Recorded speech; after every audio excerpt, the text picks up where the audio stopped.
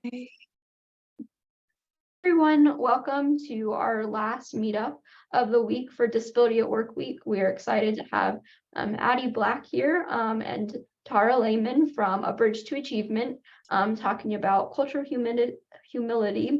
And so I'm going to go ahead and hand it over to Addie. Thank you so much for being here. Awesome. Thank you so much, Leanne. We are so excited to be here too. I hope everyone is having a great afternoon. Thank you all, so much for joining us today. We're so honored and so excited to be here to share with you guys all about our company for Disability at Work Week with UNCC. Our presentation today is really all about cultural humility and how we are empowering the families and the kids that we serve, but utilizing those same principles for our staff as well. Everything that we do, all of our practices and principles are embedded and rooted in cultural humility.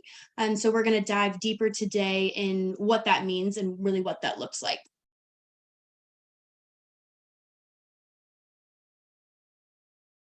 So just a quick overview of our presentation today and the main points that we're going to talk about. I'm going to kind of introduce Tara and I'm going to introduce our company. We're going to talk about cultural humility and what that means, trauma and trauma assumed care, how that is embedded in our approach, some neuroaffirming principles, and then what we do and what we all can do. So I do want to read this description I have down here at the bottom.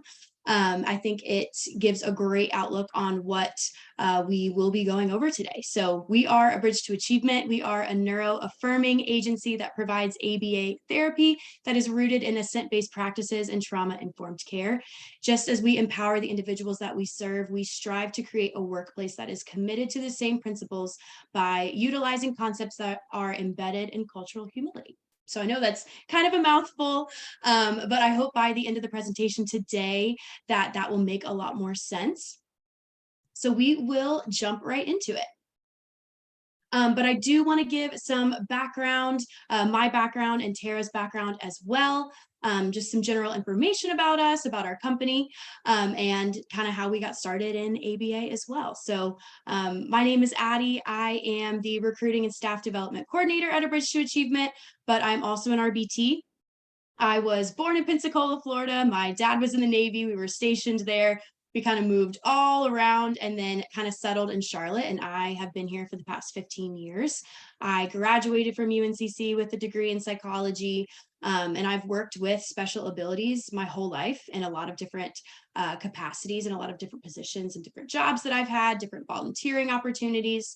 I love to bake. I just started a garden this year, so stay tuned if we'll have anything. Some of my seedlings have died, so we'll see. We'll check back in and see if it actually works. But I love gardening and rollerblading and being outside. I'm a big Auburn, big UNCC fan.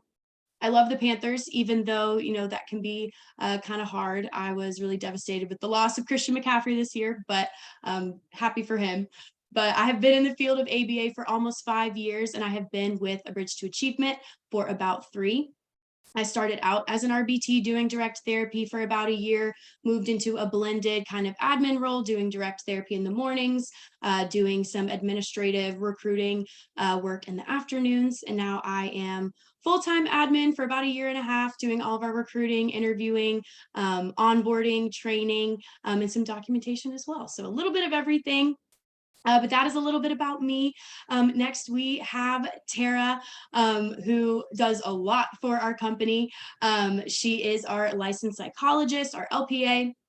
She was born in California, outside of LA, raised in Philly. She moved to South Carolina, kind of the Charlotte suburbs, in 2018 and started with A Bridge to Achievement.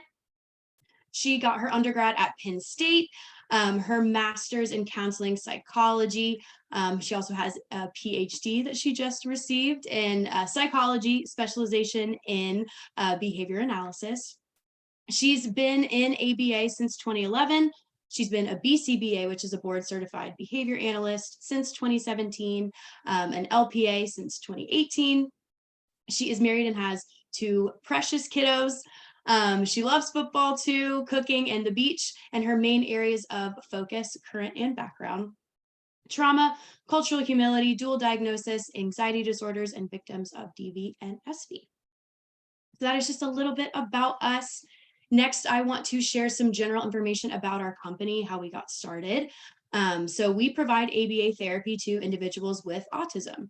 We were founded by a mother with 2 children on the spectrum, and her unique perspective as a parent drives our company and how we operate.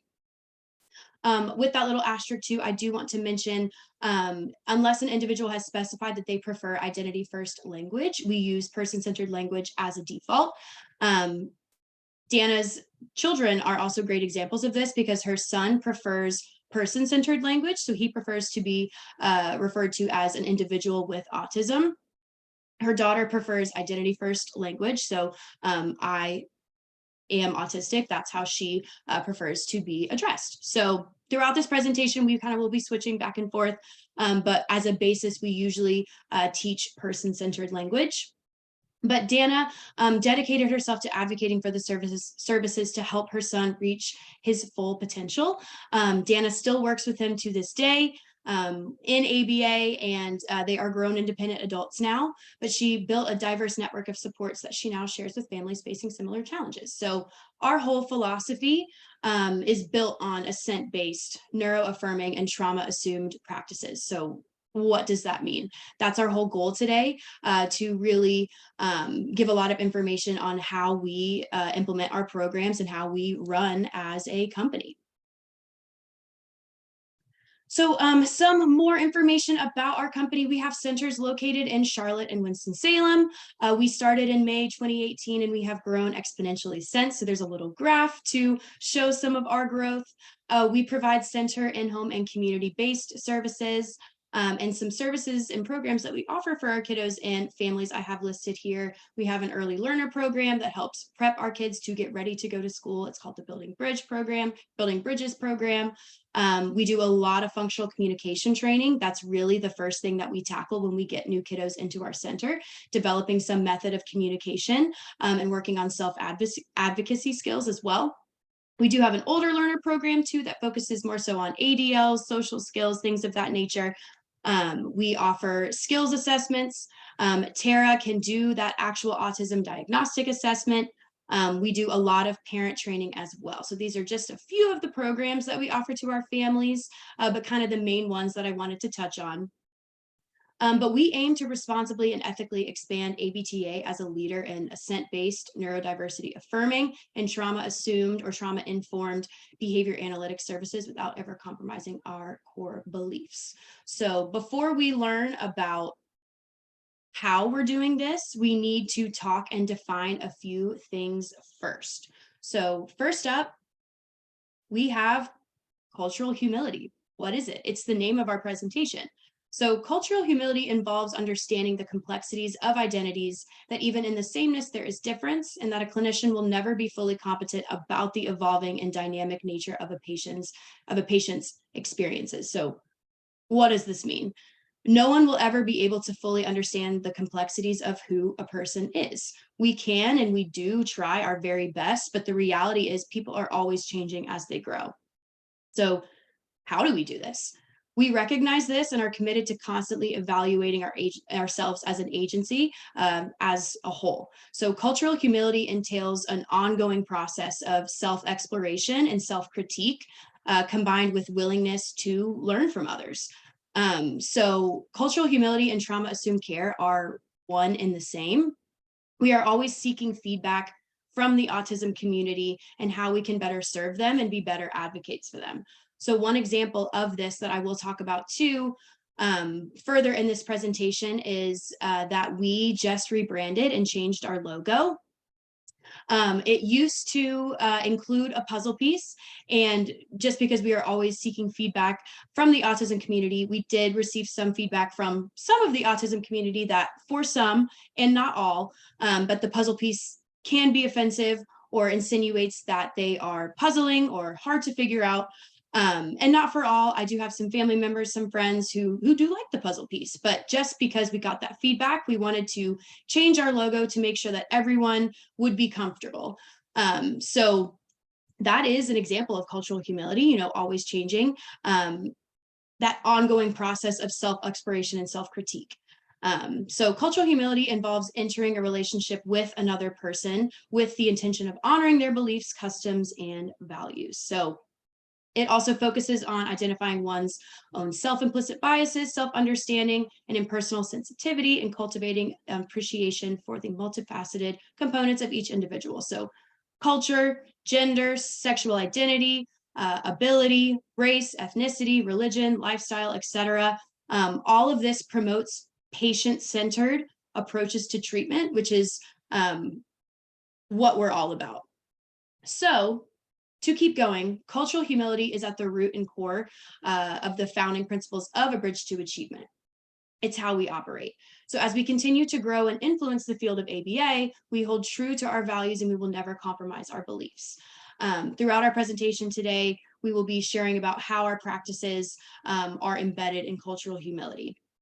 And trauma assumed or trauma informed care goes hand in hand with that. So I do want to give just a small trigger warning for the next 2 slides because we will be mentioning trauma and trauma assumed care. So if at any time this is triggering for anybody, please feel free to, mute your screen or, turn my volume down, whatever you need to do. But first up, so trauma, what is it? In order to define and understand trauma assumed care, we must first define what trauma is. So trauma is an emotional response to an event or events or experience that creates lasting mental and physical effects. So what could cause trauma? An accident, violent assault, sexual or emotional abuse, any of these things, traumatic loss, severe injury, included but not limited to those things. But what could happen after? So longer term reactions can include unpredictable emotions, flashbacks, strained relationships, even some physical symptoms, like headaches or nausea. And immediately after the event, shock and denial are typical. So it's very important to note too with trauma that everyday events might contribute to a trauma response. We often think of trauma as related to big events, but everyday events could contribute as well. So some examples, loss of a pet, toxic relationship, death, failing an exam, a car accident, COVID-19, losing a job, any of these things can contribute to trauma.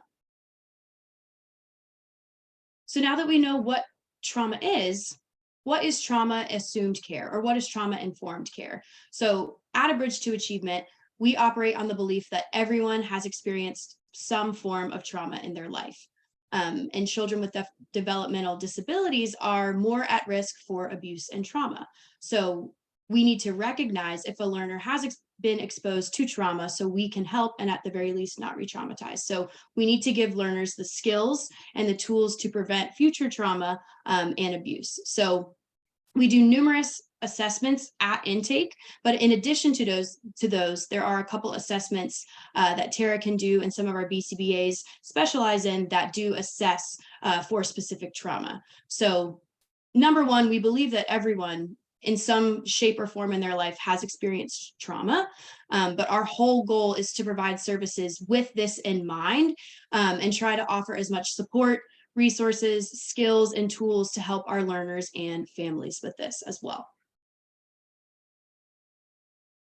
So jumping into our approach, knowing this, we have modeled our whole approach with this trauma assumed care, cultural humility in the forefront of our minds. So these are kind of some of our main points to our approach.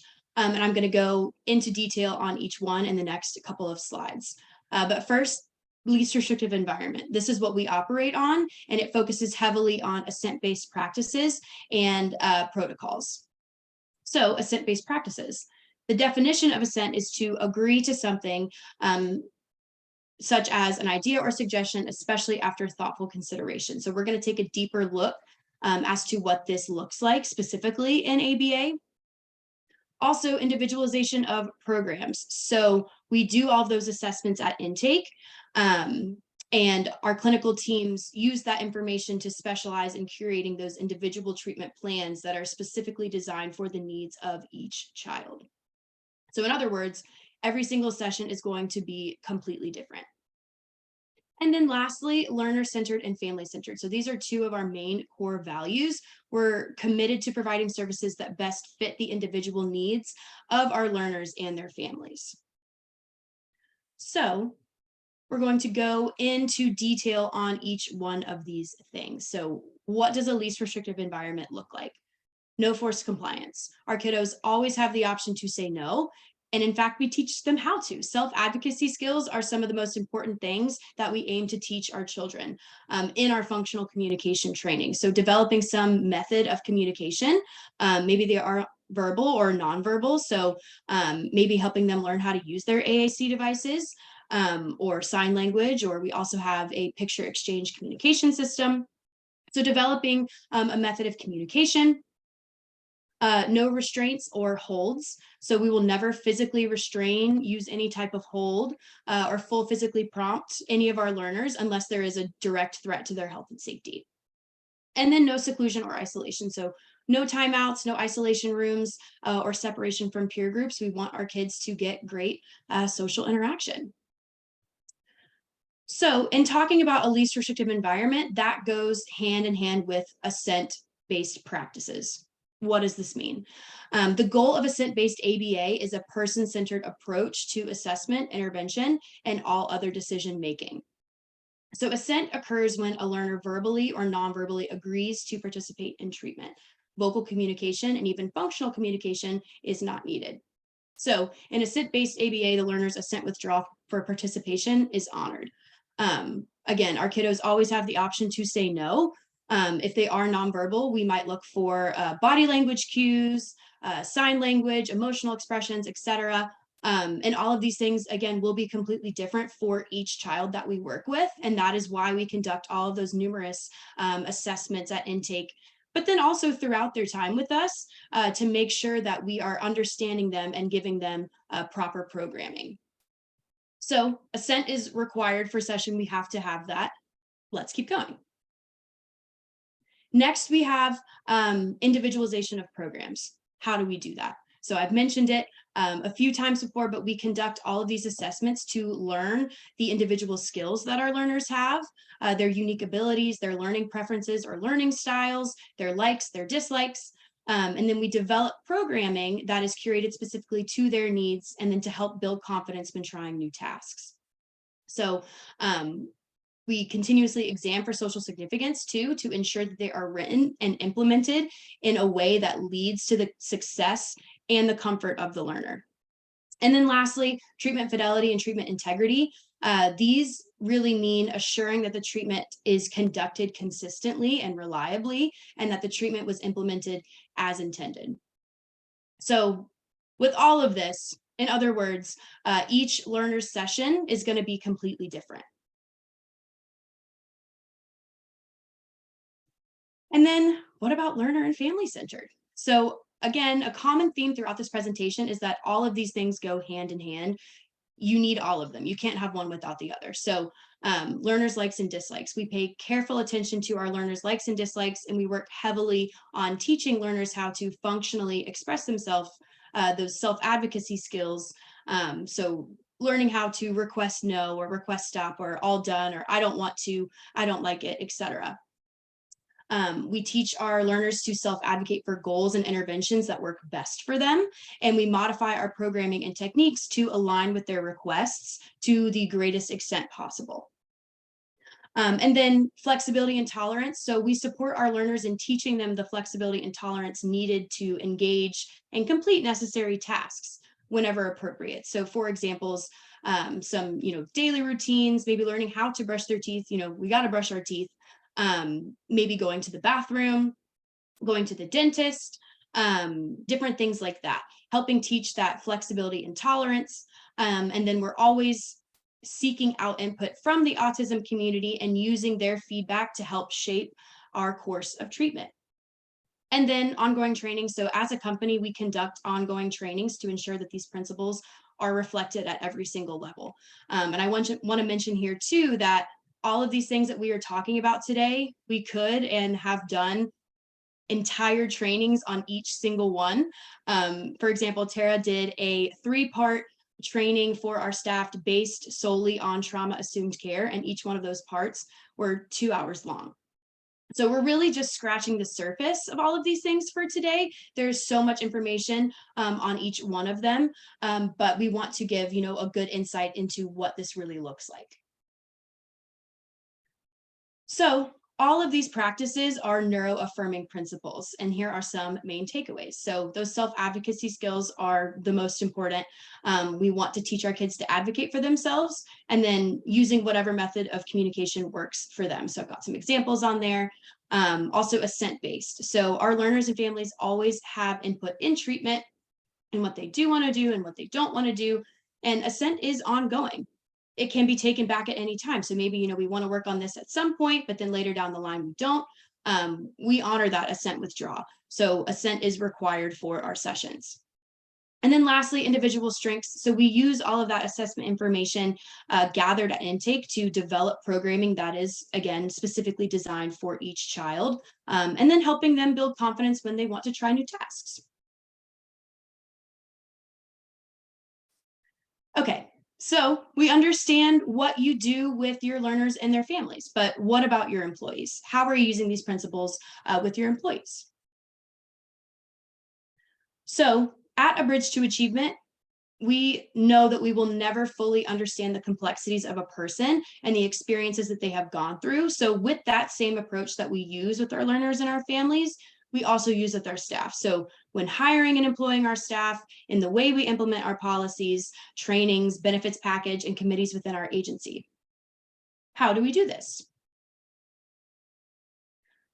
So at A Bridge to Achievement, our commitment to diversity and equity extends beyond our own expectations of our staff by asking our learners and their families as well to give our employees and other learners that they may come into contact with the same courtesy. So we expect our employees and our learners to be treated with respect and dignity. So everyone is welcome. We embrace and encourage employees' differences in age, ability, ethnicity, family, marital status, gender identity or expression, language, all of these things that are listed here. Everyone is welcome. And in the same way that we embrace the diversity of learners in our care and their families, we also do so for our staff. We treat everyone with respect. So all employees of ABTA have a responsibility to treat employees as well as learners and families with dignity and respect at all times, but also our learners and our families as well. And then lastly, we do not tolerate discrimination. So we refuse to tolerate any form of racism, sexism, ableism, homophobia, transphobia, all of these things that are listed on here as well. And any violations of by employee or learner or families is subject to immediate termination or discharge from ABTA. So we do take this very seriously. Everyone's welcome. Everyone deserves to be treated with respect, and we don't tolerate any type of discrimination of any kind. So how do we use all of these principles in our employment practices? So this is just kind of a small bulleted list, some of our main points on here. We have a crisis prevention and intervention training that is certified through the state. It's teaching alternatives to restrictive interventions because we don't do any sort of restrictions or any holds or anything like that. It's an 8-hour course that focuses on different personal, environmental, cultural factors that make up a person. We talk about and teach person-centered language in that training as well. There's a part A to that training and a part B as well. We also have company-wide staff trainings. We have specific assent training. We have that in trauma-informed care that Tara did, 3-part training to that. We also have Relias trainings that all of our new hires go through too as they start with us, and then also as they continue employment with us, we do that throughout as well. We also have clinically qualified guest speakers for all of our staff meetings. So we've had some BCBAs who specialize specifically in assent-based practices. They have come to talk with us about what they are doing and how we can implement those practices as well. And then again, listening to the autism community itself, rebranding our logo that I mentioned earlier, and then community outreach. So we do a lot of volunteering in the community. We have food drives every year. We also hold different autism-friendly events for the public. So in a few slides, I have some pictures specifically from ABTA's community outreach, different events that we have attended. So I'll share those with you in a couple of slides. All right, but what about what we do for our staff? So this is another kind of bulleted list of things that we offer to our employees. So we have a DEI committee that does internal and community events. We employ we employ a diverse workforce and accommodate needs that staff may have. We have a comprehensive benefits package that provides affordable quality benefits to support our staff and their families. This next one is one of my favorites that we offer to our staff. We implemented this back in October for Mental Health Awareness Month. But with this, we are able to offer all of our staff free counseling and therapy sessions, a 24-hour 365 crisis line, full confidentiality with those things as well, professional development coaching, financial and legal advising. We have great maternal and paternal time off compensation. We also have self-care time banks, and this is specifically for you to take care of yourself. This is apart from your PTO banks, apart from your paid holidays. We will literally pay you to take care of yourself. You know, we want you to say no when you have too much on your plate as well, just as we teach those self-advocacy skills. If you need that time off, you need to take care of yourself, that's what that's there for. And then we also provide CEU opportunities for our BCBAs that are centered on these principles. So these are things that BCBAs have to keep up with to ensure their licensure and everything. But we provide those opportunities that are centered on these principles as well. And then down here at the bottom, we have some specific policies in our handbook that we have to protect our employees. So we have the equal employment opportunity policy that I will talk about on the next slide, the American with Disabilities Act, non-harassment policies, sexual harassment and workplace violent policies as well. So our equal employment opportunity policy, this is one of our policies that we have specifically to protect our employees in every single avenue while they are working with us. So this policy applies to all terms and conditions of employment, including recruiting, hiring, placement, promotion, termination, layoff, recall, transfer, leaves of absences, compensation, and training. So literally everything. And then these are some of my favorite slides. I wanted to include some pictures of our community outreach, but then also just everyday life at ABTA. Everyone is welcome here, and we want to create an environment that feels like home. So we've got some pictures from our food drive, our ABTA Cares program. We went to Pride this past summer in Rock Hill. I believe we're trying to go back this year as well. Here is, a picture from our Spirit Day. We had Pajama Day, some of our kiddos who graduated. This was a Easter event that we just held about a month ago at our Charlotte Center. And here's one of our staff trainings as well. And then one more slide with pictures, because I just love showing the pictures. But again, we are not dedicated to the advancement. We are not only dedicated to the advancement of our learners, but also to our staff as well. So just some more pictures. This is actually at the UNCC Career Fair that we were just talking about, Leanne, too, a couple months ago. We'll be back again on Monday. And then what can we all do? So I want to end on kind of this call to action. We hope to be a leader in the field of ABA, and we want to encourage other agencies to train themselves on all of these principles as well. And then listen to the community. So we are always listening to the autism community and how we can best advocate and serve them. With cultural humility at the forefront of our ideology, we will always be learning. And then that is our presentation for today. Thank you guys so much for joining and listening. We hope you enjoyed it. And if you have any questions, I'm sure Leanne can give our information too if you would like to reach out to us. But thank you again so much for listening to us. Wow, that was great. Thank you so much for sharing, Addie, and for being here and sharing your expertise and knowledge with the students here at UNC Charlotte. Thank you. It was truly a pleasure. We love, collaborating with UNCC, so hopefully we can do more in the future, but it was absolutely our pleasure. And thank you so much.